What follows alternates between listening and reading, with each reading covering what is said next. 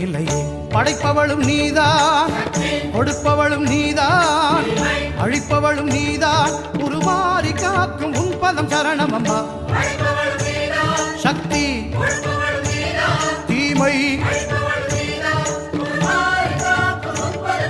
பஞ்சபூதங்களை உந்தன் திருவடிவில் கண்டோம் அம்மா. நீ மஞ்சள் முகமெடுத்து மண்ணில் விளையாட கண்டோம் அம்மா.